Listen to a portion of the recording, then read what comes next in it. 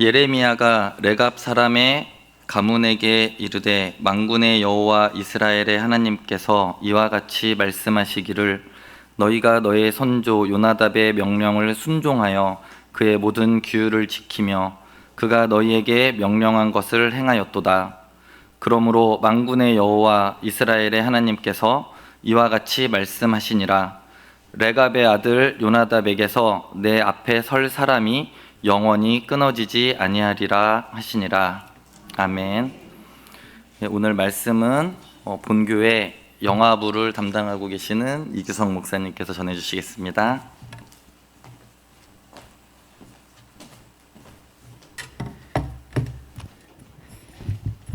네, 할렐루야. 네, 오늘은 교회 학교 및 교사 헌신 예배로 이렇게 모였습니다. 그래서 오늘 레갑 자손의 영광이라는 제목으로 말씀을 전하려고 하는데요.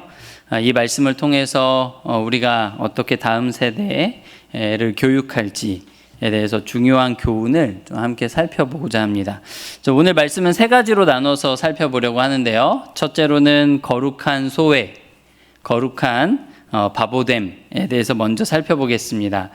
세상이 다 마시라고 권하는 포도주 앞에서 우리는 마시지 않겠노라 라고 말하는, 그러니까 세상의 방식과 구별된 레갑 자손의 삶에 대해서 좀 먼저 살펴보고요. 그리고 두 번째로는 어떻게 레갑 자손이 250년 동안 조상의 명령을 지킬 수 있었는지, 부모 세대와 교사 세대의 삶의 일관성이 왜 그렇게 중요한지에 대해서 좀 함께 살펴보려고 합니다.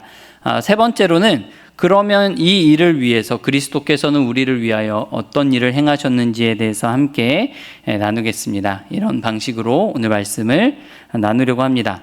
여러분 좀 질문을 드리고 싶어요. 여러분 자녀가 있으신 분들, 여러분의 자녀가 어떤 사람으로 자라기를 원하십니까? 네, 어떤 사람이 앞으로 되었으면 좋겠습니까? 네, 이 질문 앞에서 좀 우리가 솔직해졌으면 좋겠습니다. 네, 어제도 유아세례 문답을 하면서 그 자녀가 어떻게 자라기를 원하세요? 이런 질문을 함께 나눴었는데요.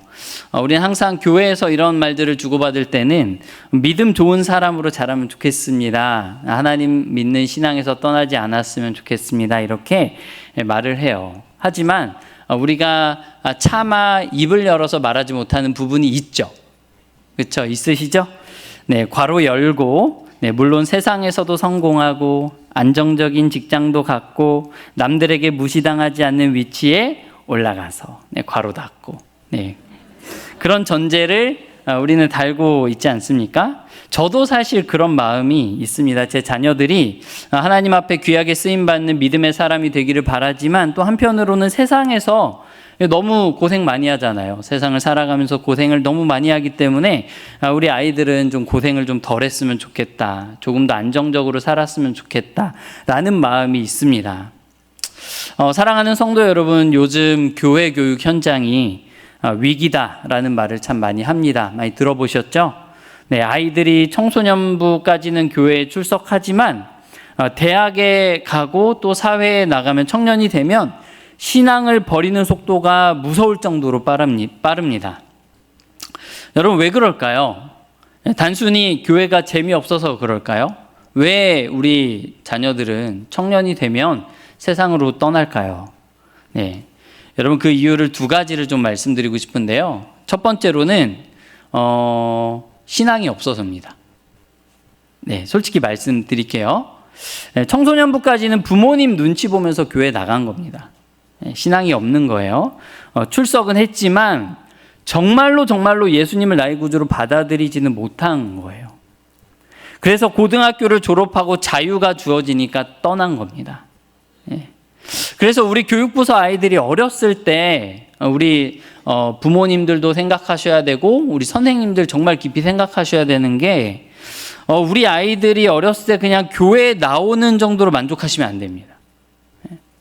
정말 내가 맡고 있는 이 아이들이 신앙을 갖고 있는지, 예수님을 인격적으로 만났는지, 예수님이 나의 구주다라고 하는 이 고백이 정말 순도 높은 진정성 있는 고백인지를 살펴보셔야 돼요. 물론 영화부는 할 수 없죠. 예. 네. 그래서 여러분 정말 우리 아이들이 예수님을 믿을 수 있도록 기도해 주시고 또 관심 가져 주시기를 바랍니다. 지금 교회 나오고 있으니까 됐죠. 우리 애 교회 잘 다니고 있습니다. 여러분 여기에서 만족하시면 안 됩니다. 두 번째입니다. 두 번째는 이제 오늘 나눌 부분인데요. 사실 교회에서 보여주는 이야기 그리고 부모님 세대가 우리 아이들에게 보여주는 이 신앙의 내러티브가 사실 세상이 보여주는 내러티브에 비해서 좀 매력이 떨어지기 때문에 그래요. 세상이 주는 이야기가, 세상이 보여주는 내러티브가 교회의 가르침보다 훨씬 강력하고 매력적으로 보이기 때문입니다. 세상에 나가면 성공, 그러니까 돈 많이 벌면 할 수 있는 것들이 이런 것들이 있고 이런 것들이 있고 이런 것들이 있어 라고 매력적인 것들을 막 이야기합니다. 자아실현이라고 하는 화려한 포도주를 우리 아이들에게 세상은 계속 권해요. 그러나 교회는 그 앞에서 너무나 초라해 보이고 무기력해 보이고 재미없어 보입니다. 그게 진짜처럼 보이기 때문이죠. 그리고 오늘 본문 이 예레미야 35장 레갑자손의 이야기는 이러한 현실 속에서 우리에게 어떠한 교훈을 줄지 좀 함께 나눠보고자 합니다. 오늘 우리가 함께 읽은 예레미야 35장에 보면요, 아주 이상한 장면이 하나 나옵니다.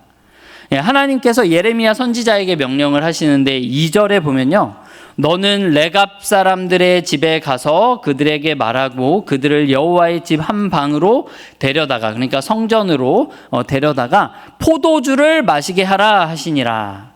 포도주를 마시게 해라. 레갑 사람들을 데리고 와서 포도주를 마시게 해라. 이게 하나님의 명령이에요.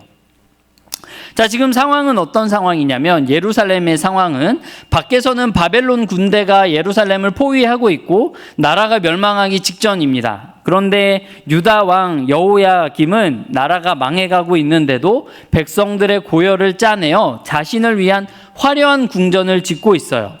성전에서는 하나님과 바알을 섞어서 섬기고 있고 거리에서는 우리는 안전합니다. 우리는 안전합니다. 왜? 하나님이 우리를 지키시니까. 네, 이러한 말들을 거짓 선지자들이 막 하고 다녀요. 그리고 그 사람들은 예루살렘 사람들은, 이스라엘 사람들은 그 말을 듣고 있습니다. 그 말에 취해 있어요. 유다 사람 모두가 영적인 분별력을 잃어버리고 세상이라고 하는 술에 취해서 비틀거리고 있는 겁니다. 여러분, 그런데 그 혼란스러운 때에 하나님께서는 예레미야를 시켜서 레갑 사람이라고 하는 사람들을 불러요. 그리고 하나님께서 이 사람들에게 포도주를 주라라고 하는 겁니다. 포도주가 가득 담긴 잔을 그들 앞에 놓고 마시라라고 권하래요. 여러분, 하나님께서 이 레갑 사람들을 기억하고 계셨습니다. 그리고 그때 이 촌스러운 유목민 차림의 레갑 자손들이 그림이 있습니다. 레갑 자손들이 성경 역사에 길이 남을 명대사를 남깁니다. 성경은 망설이지 않고 그들의 말을 이렇게 기록합니다. 우리는 포도주를 마시지 않겠노라. 뭐라고요? 우리는 포도주를 마시지 않겠노라. 여러분, 세상이 다 취해 있을 때 홀로 깨어서 거절하는 사람들, 아무도 주목하지 않았지만 그들이 어떻게 살든 상관하지 않았지만 여전히 약속을 지키고 있었던 사람들. 오늘은 이 말씀을 통해서 이 시대의 거센 세속화의 물결 속에서 우리 자녀들을 어떻게 키워야 할지, 그리고 우리 교사와 부모가 어떤 삶을 살아야 할지 주님께서 우리에게 가르침을 주시기를 소망합니다. 여러분, 도대체 이 레갑 자손들은 왜 포도주를 거절했을까요? 그냥 마시면 되잖아요. 왜 거절했을까요? 단순히 술을 마시지 않는 금욕주의자들이었을까요? 여러분, 이 사람들의 행동을 이해하기 전에 이 사람들이 누군지 먼저 간단하게 좀 설명드리겠습니다. 놀랍게도 이들은 이방인이었습니다. 혈통적으로는 이방인이었어요. 이스라엘 사람이 아니었습니다. 겐족 속이었습니다. 모세의 장인이었던 이드로의 후손이었어요. 이스라엘 입장에서는 사실 굴러온 돌과 같았던 사람들입니다. 혈통을 중요하게 생각하던 이스라엘 사회에서 레갑 자손은 언제까지나 2등 시민 취급을 받았을 겁니다. 하지만 레갑 자손은 오늘 본문을 통해서 이스라엘 역사 속에서 가장 철저한 여호와 신앙의 수호자로 인정을 받았어요. 역대상 2장 55절에 보면 이 사람들에 대한 설명이 간단하게 나오는데요. 이렇게 기록되어 있습니다. 같이 한번 읽어볼까요? 시작. 야베스에 살던 서기관 종족 곧 디락 족족과 시므앗 종족과 수갓 종족이니 이는 다 레갑 가문의 조상 함맛에게서 나온 겐족족이더라. 아멘. 역대상 2장 55절에 보면 레갑 족속이 어떻게 지금 소개되고 있냐면 서기관 종족이다 이렇게 소개되고 있습니다. 놀랍죠? 이스라엘 사람들이 아니에요. 이방인인데 서기관 종족이라는 별명을 가지고 있었습니다. 그 정도로 이스라엘 역사에서 당대 최고의 지성인이자 말씀 전문가 집단이 되어 있던 거예요. 가문 전체가요. 특히 본문에 언급된 그들의 조상이었던 요나답이라고 하는 사람이 누구냐면 250년 전에 북이스라엘의 예후 왕과 손잡고 바알 숭배자들을 척결했던 영적인 개혁가였습니다.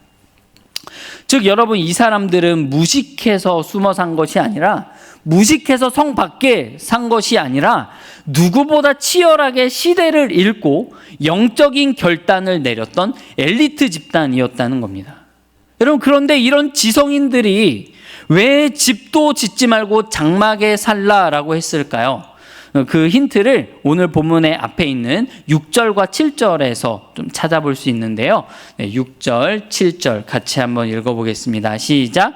그들이 이르되 우리는 포도주를 마시지 아니하겠노라. 레갑의 아들 우리 선조 요나답이 우리에게 명령하여 이르기를 너희와 너희 자손은 영원히 포도주를 마시지 말며 너희가 집도 짓지 말며 파종도 하지 말며 포도원을 소유하지도 말고 너희는 평생 동안 장막에 살아라. 그리하면 너희가 머물러 사는 땅에서 너희 생명이 길리라 하였으므로 아멘. 잘 모르겠죠? 네, 한글 성경은 그냥 쑥 지나가는데요. 여기에서 좀 주목해서 봐야 되는 표현이 뭐냐면 너희가 머물러 사는 땅입니다. 이게 이제 세번역 성경에 보면 너희가 나그네로 살고 있는 이렇게 강조해서 기록하고 있거든요. 나그네로 사는 방식을 고수하겠다는 겁니다. 그게 요나답의 결정이었어요. 땅을 소유하고 농사를 지으면 반드시 타락하게 될 것을 알았기 때문입니다. 집과 포도원은 당시 가나안의 정착 문화이자 풍요와 쾌락을 중요하게 생각하는 바알 숭배와 직결된 삶의 방식이었어요. 물론 그렇게 살아도 되죠. 바알 숭배를 안 하면 되는 거예요. 하지만 요나답은 극단적인 처방을 내린 겁니다. 내 자손들이, 나를 포함해서 내 자손들이 이 땅의 풍요와 안락함의 맛을 들이면 결국에 여호와 하나님을 버리고 바알에게 무릎을 꿇을 것이다. 이렇게 생각하고 극단적인 처방을 내린 겁니다. 그래서 이렇게 말한 거예요. 너희는 이 땅의 주류 문화에 편승하지 말아라. 차라리 집 없이 불편하게 살아라.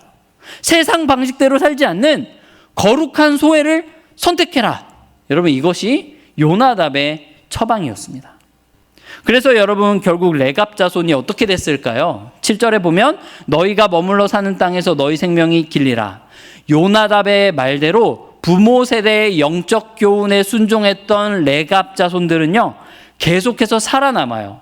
네, 유다가 멸망하고 이스라엘이 멸망하고 했을 때에도 레갑 자손은 살아남아서 결국에 느헤미야 시대의 성벽 재건에 참여하게 됩니다. 그리고 오늘 본문 19절이죠. 19절. 네, 19절 말씀 같이 한번 읽어보겠습니다. 시작. 그러므로 만군의 여호와 이스라엘의 하나님께서 이와 같이 말씀하시니라. 레갑의 아들 요나답에게서 내 앞에 설 사람이 영원히 끊어지지 아니하리라 하시니라. 아멘. 사랑하는 성도 여러분, 레갑 자손이 이 거룩한 소회를 선택해서, 거룩한 불편을 선택해서, 거룩한 바보됨을 선택해서 얻은 영광이 무엇입니까? 레갑의 아들 요나답에게서 내 앞에 설 사람이 영원히 끊어지지 아니하리라. 여러분, 하나님의 말씀입니다. 여러분, 하나님께서 여러분에게 너희 자손들 가운데 내 앞에 설 사람이 영원히 끊어지지 않을 것이다 라고 말씀하신다면 어떠실까요? 사랑하는 성도 여러분, 이보다 더 큰 영광은 없습니다. 온 우주의 왕이신 하나님 앞에 설 사람이 끊어지지 않는다라는 것, 영원히 하나님 앞에 서게 된다는 것, 여러분 그것보다 더 큰 영광은 없는 겁니다. 이것을 이 세상에서 잘 사는 것보다, 성공하는 것보다, 이 세상에서 명예를 얻는 것보다, 강남의 아파트를 사는 것보다 더 큰 영광으로 여기시기를 축복합니다. 여러분 이것을 우리 시대에 적용해 볼까요? 여러분 오늘날 우리와 우리 자녀들은 유혹하는 집과 포도원, 우리 자녀들을 유혹하는 집과 포도원은 무엇일까요? 여러 가지로 적용될 수 있겠지만 제가 이 말씀을 통해서 묵상하면서 생각하는 것은 바로 자유주의적 시대 정신입니다. 자유주의적 시대 정신이요. 여러분 이것은 과거의 그 집과 포도원보다 훨씬 더 세련되고요, 지적이고요, 도덕적인 얼굴을 하고 다가오고 있습니다. 크게 세 가지만 함께 나눠볼까요? 첫 번째로는 성적인 타락의 합리화와 가짜 사랑의 압박입니다. 여러분 세상은 이제 동성애는 죄다라고 말하는 것을 단순한 의견 차이가 아니라 혐오 범죄로 규정을 합니다. 여러분 love wins라는 말을 들어본 적 있으십니까? 사랑은 혐오를 이긴다라는 달콤한 구호를 내걸고 성경적인 결혼관을 가진 사람들을 사랑이 없는 편협한 집단, 시대에 뒤떨어진 꼰대라고 평가를 합니다. 그럼 학교 현장은 더 심각해졌죠. 학교에서는, 아니 유치원에서부터 아이들에게 성별은 타고난 생물학적인 사실이 아니라 네가 느끼는 대로 선택할 수 있는 권리다라고 가르친대요. 우리 자녀들이 학교에서 나는 동성애를 반대해 라고 말하면 친구들에게 이상한 눈치를 받거나 교사에게 인권 감수성이 부족하다면서 지적을 받을 수 있는 그런 시대가 되었습니다. 이러한 거대한 압박 속에서 레갑자손처럼 우리는 마시지 않겠노라 라고 말하는 것은 여러분 엄청난 용기가 필요한 것이죠. 그러나 여러분 우리가 타협할 수 없습니다. 사랑은 진리와 함께 기뻐하는 것이지 죄를 묵인하는 것이 아니기 때문입니다. 여러분 지금은 진리를 말하려면 거룩한 바보로 살아가야 되는 시대입니다. 여러분 둘째로는 성경 권위의 상대화와 그리고 소위 세련된 신앙의 유혹입니다. 대학에 가면 교수님이 강단에서 성경을 찢는 일은 잘 없습니다. 우리나라에서는. 한국의 대학은 아예 성경에 무관심하니까요. 여러분 진짜 위기는 오히려 기독교인 그룹 안에서 찾아옵니다. 우리 자녀들이 대학교 선교단체나 기독교 동아리 또는 교회 밖에서 만난 믿음 좋은 선배들과 대화하다 보면 깜짝 놀랄 만한 이야기들을 듣습니다. 아주 쿨해 보이고요, 지성적으로 보이는 그들이 커피를 마시면서 이런 식으로 이야기를 해요. 야, 너 아직도 창세기를 문자 그대로 믿어? 그거 신화야. 그거 메타포야. 요즘 누가 그걸 과학적으로 믿니? 너무 촌스럽다. 이런 이야기를 듣죠. 바울이 여자는 잠잠하라 라고 한 것은 그 시대가 가부장적이라 어쩔 수 없이 쓴 거지. 지금 우리 시대엔 안 맞는 말이야. 성경도 비판적으로 읽어야 해. 여러분 이러한 이야기들이 오고 가면 순수하게 말씀을 믿던 우리 아이들이 주눅이 듭니다. 아, 내가 무식했던 건가? 내가 너무 꽉 막혔던 건가? 우리 송파제일교회 너무 꽉 막힌 교회였나? 이런 식으로 생각을 하게 되죠. 그러면서 소위 깨어있는 지성인 대접을 받기 위해서 성경을 하나님의 말씀이 아닌 분석해야 될 텍스트로 대하기 시작하는 것이죠. 여러분 그렇게 되면 여러분 결국엔 취사 선택하는 신앙을 갖게 됩니다. 식당에서 맛있는 반찬만 골라 담듯이 내가 원하는 것만 성경에서 골라 담아서 믿는 것이죠. 예수님의 사랑은 좋으니까 담고 지옥 심판은 불편하니까 빼고 축복은 믿고 희생은 거부하는 여러분 기형적인 신앙이 탄생하는 겁니다. 서기관 종족이었던 레갑자손이 말씀을 생명처럼 지켰던 것처럼 우리도 하나님의 말씀을 생명처럼 여겨야 할 줄 믿습니다. 오늘날은 지성을 핑계로 말씀의 칼날을 무디게 만들고 있습니다. 여러분 우리는 아이들에게 성경의 1.1획도 오류가 없는 하나님의 말씀이라는 것을 타협 없이 가르쳐야 됩니다. 세상 지식인들이 비웃더라도 우리는 텍스트 앞에 성경 앞에 무릎 꿇는 지성을 물려주어야겠죠. 여러분 세 번째로는 창조신앙의 변질과 타협입니다.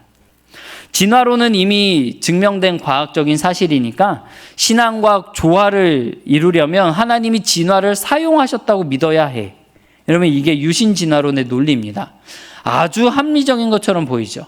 그리고 과학과 신앙의 갈등을 해결해주는 평화조약처럼 보입니다. 하지만 이것은 기독교의 뿌리를 흔드는 치명적인 타협이라는 것을 기억하셨으면 좋겠어요. 진화론적 관점에서 죽음은 죄의 결과가 아니라 생명 진화의 자연스러운 과정일 뿐입니다. 그런데 여러분, 아이들은요, 학교에서는 진화론을 배우고요. 그리고 이제 기독교인들 사이에서는 유신 진화론을 접합니다. 과학 시간에 선생님이 이런 식으로 말할 때, 진화는 사실이고 창조는 신화야 라고 말할 때 우리 자녀들이 느낄 당혹감과 두려움을 상상해 보셨습니까? 손을 들고 반박하고 싶어도 무식한 아이 취급을 받을까 봐 고개를 숙이고 있는 그 외로움, 여러분, 우리 자녀들이 당하고 있는 그러한 현실입니다. 과학주의라는 거대한 성벽 앞에서 우리는 창세기 1장에 하나님이 이르시되 그대로 되니라 라는 선포를 문자 그대로 믿는 촌스러운 믿음을 고수할 뿐 아니라 잘 가르쳐야 합니다. 이 믿음의 기초가 무너지면 복음 전체가 무너지기 때문에 그렇습니다. 사랑하는 성도 여러분, 레갑자손은요, 세상 지식이 부족해서 장막에 산 것이 아닙니다. 그 지식이 하나님을 대적할 때 과감하게 버리는 거룩한 분별력이 있었기 때문이에요. 우리에게는 세상이 다 맞다고 해도 성경이 아니라고 하면 아닌 것이다 라고 말할 수 있는 용기가 필요합니다. 세상이 보기에 조금 미련해 보여도 괜찮습니다. 세상 눈에 바보가 되어야 하나님 앞에 지혜로운 자가 될 수 있는 것입니다. 여러분, 그 거룩한 미련함이 우리 자녀들의 생명을 살릴 것입니다. 그러면 어떻게 해야 우리 자녀들이 이런 거센 물결 속에서도 믿음을 지킬 수 있을지 말씀을 나누도록 하겠습니다. 레갑 자손들은 무려 250년 동안이나 조상의 명령을 지켰습니다. 그 비결이 무엇일까요? 하나님은 오늘 본문에서 유다 백성들을 책망하시면서 레갑 자손을 비교하십니다. 레갑 자손은 죽은 조상 요나답의 말도 250년이나 지키는데 너희는 살아계신 나 여호와 하나님의 말을 끊임없이 무시하는구나, 이런 식으로 말씀하시는 것이죠. 여러분, 레갑 자손의 순종의 동력은 바로 부모 세대의 일관성이었습니다. 생각해 보십시오. 요나답이 후손들에게 너희는 장막에 살아라 라고 말만 하고 자기는 화려한 기와집에 살았다면, 기와집이 없죠 거기는, 화려한 집에, 백향목 집에 살았다면 후손들이 그 말을 들었을까요? 너희는 포도주 마시지 마라 라고 하고 자기는 뒤에서 몰래 마셨다면 250년은커녕 25년도 못 갔을 것입니다. 레갑 자손의 부모님들은요, 자신이 먼저 불편한 장막을 선택했던 겁니다. 자신이 먼저 세상의 즐거움을 끊어냈습니다. 자녀들은 부모의 입술을 보고 자라는 것이 아니라 부모의 등을 보고 자랍니다. 부모의 뒷모습이 자녀의 이정표가 된다는 것을 여러분도 다 알고 계실 겁니다. 여러분, 그런데 우리의 모습은 어떻습니까?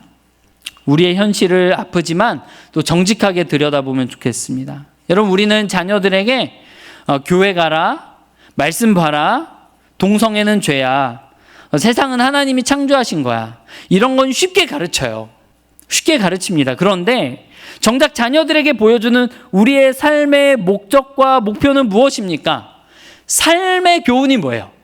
우리 자녀들에게 말하고 있는 우리 삶의 교훈은 무엇입니까? 돈이 최고야. 어떻게든 좋은 대학에 가야지. 세상에서 성공해야지.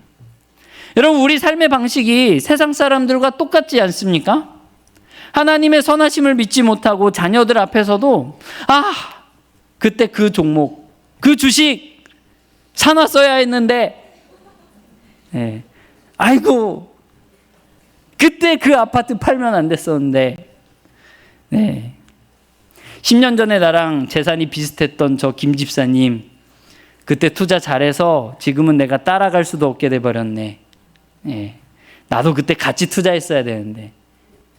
이러한 말들을 자녀들 앞에서 하시지 않습니까? 여러분, 자녀들이 그거 모를까요? 돈 앞에 벌벌 떠는 부모님들의 모습 모를까요? 우리 엄마 아빠를 좌우하는 것이 하나님이 아니라는 것을 모르겠습니까?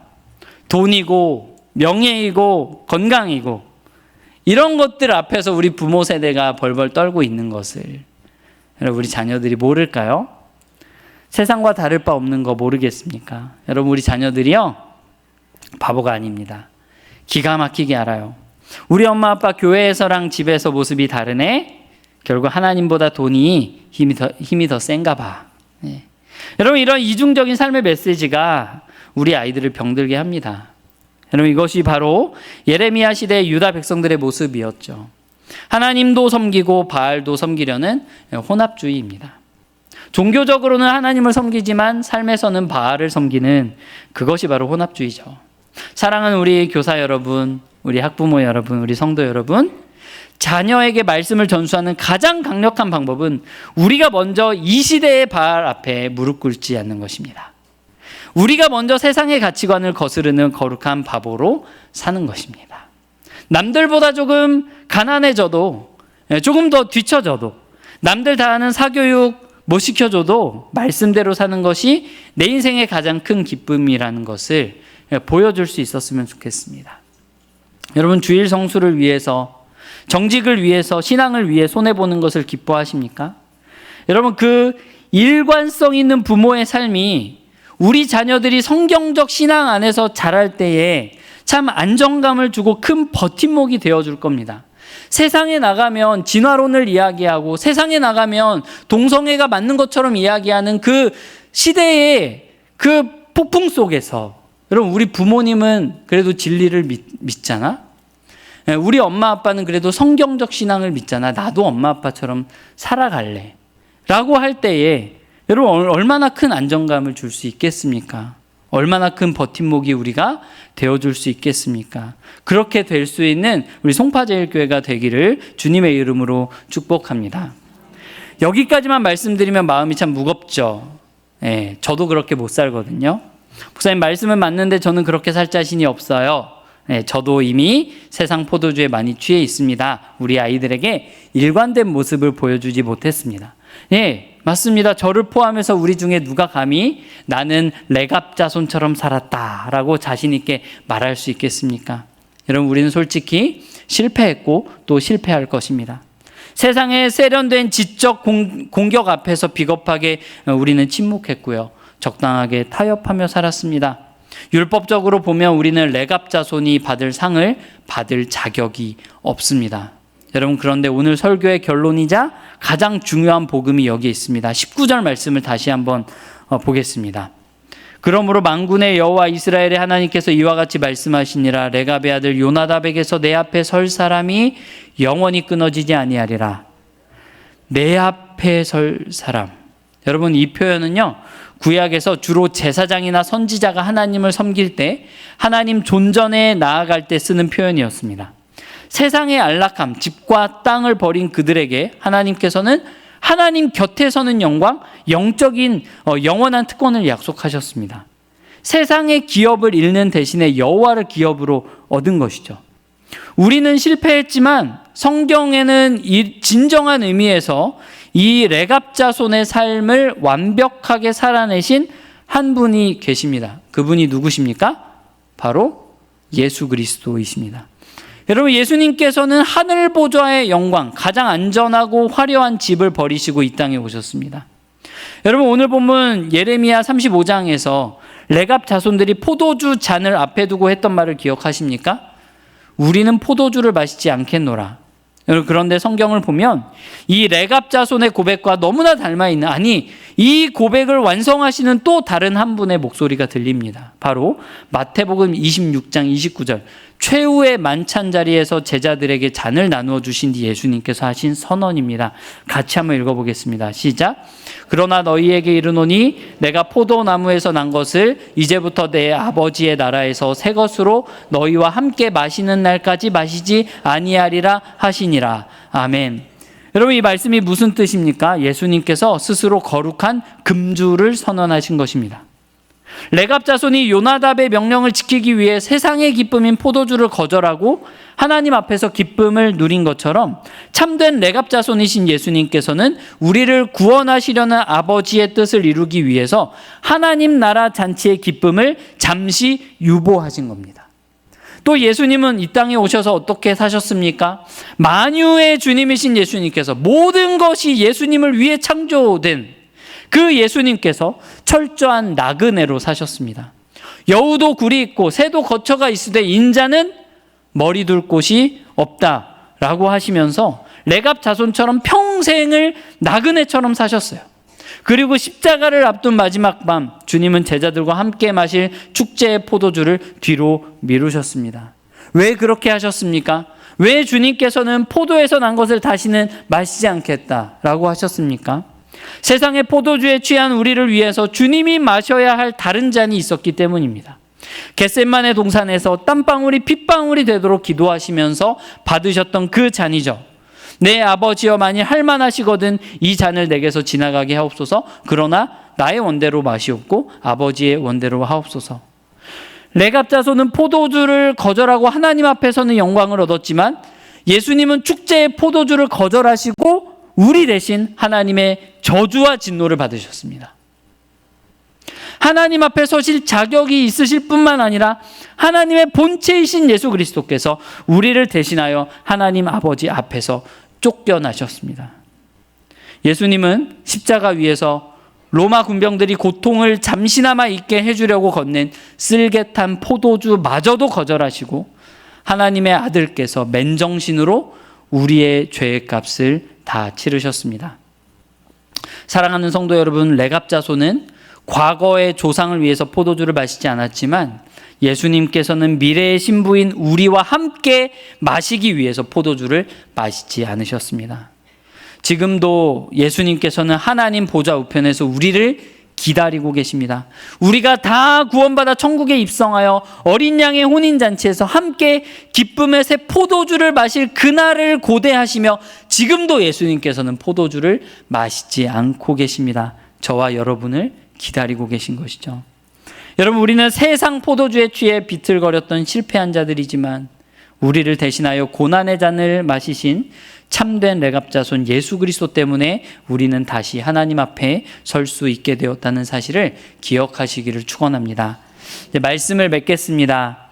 레갑 자손의 교훈 앞에서 우리 헌신의 근거가 무엇이 되어야 합니까? 여러분, 나의 결단이 아니라 그리스도의 은혜라는 것을 기억하시기 바랍니다. 여러분, 우리가 완벽한 부모, 완벽한 교사라서 이 자리에 서 있는 것이 아닙니다.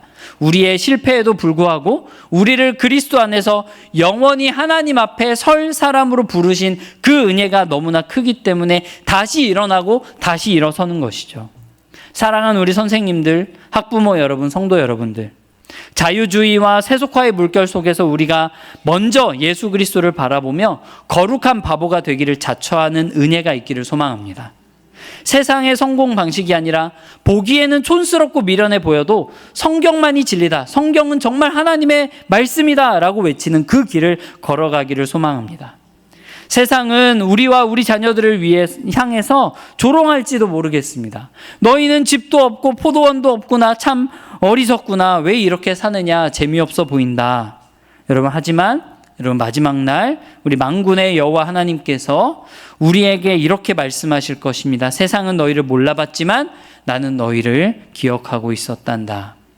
너희는 내 앞에 설 사람들이란다. 너희가 나의 영광이다. 레갑 자손을 타락한 유다 백성들 앞에서 자랑하셨던 것처럼 여러분, 우리도 하나님의 자랑거리가 되었으면 좋겠습니다. 이 영광스러운 약속을 붙들고 우리 자녀들을 세상의 성공자로만 세우려고 하기보다 하나님의 사람으로 세우는 일에 여러분의 삶을 온전히 던지시기를 주님의 이름으로 축복합니다.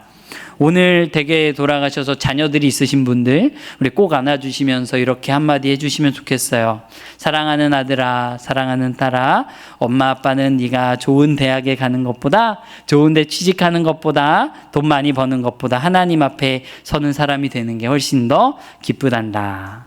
네, 우리가 조금 부족해도 우리 집은 하나님만 섬기는 가정이 되자꾸나, 이렇게 이야기해 주셨으면 좋겠습니다. 손발이 좀 오글거리더라도 좀 해주셨으면 좋겠어요.